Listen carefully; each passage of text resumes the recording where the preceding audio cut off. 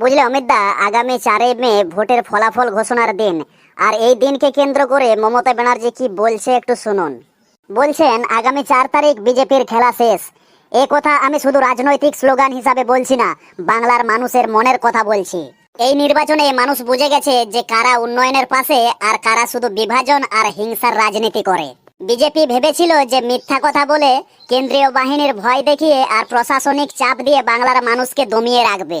কিন্তু তারা হয়তো ভুলে গেছে যে বাংলার মানুষ কখনো মাথা নত করতে জানে না। আজ আমি স্পষ্ট করে বলছি, 4 তারিখ ভোটের ফলাফল বেরোলেই প্রমাণ হয়ে যাবে যে বাংলার মানুষ বিজেপির বিরুদ্ধে রায় দিয়েছে।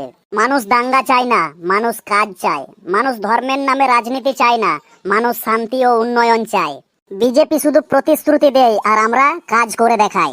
কৃষক শ্রমিক থেকে শুরু করে ছাত্র যুব সমাজ এবং মা বোন সবাই জানে যে কে তাদের পাশে থেকেছে। বিজেপির নেতারা বাইরে থেকে এসে বাংলাকে অপমান করছে, বাংলার সংস্কৃতিকে ছোট করছে, বাংলার মানুষকে বিভক্ত করার চেষ্টা করছে। কিন্তু বাংলা কারো কাছে মাথা নোয়ায় না। বাংলা নিজের সিদ্ধান্ত নিজেই নেয়। এই মাটি বিদ্যাসাগরের মাটি, এই মাটি নেতাজির মাটি, এই মাটি রবীন্দ্রনাথের মাটি। এখানে ঘৃণার রাজনীতি টেকে না। আমি বিশ্বাস করি মা মাটি মানুষের আশীর্বাদ আমাদের সঙ্গে আছে। বাংলা আবারও উন্নয়নের পথেই হাঁটবে।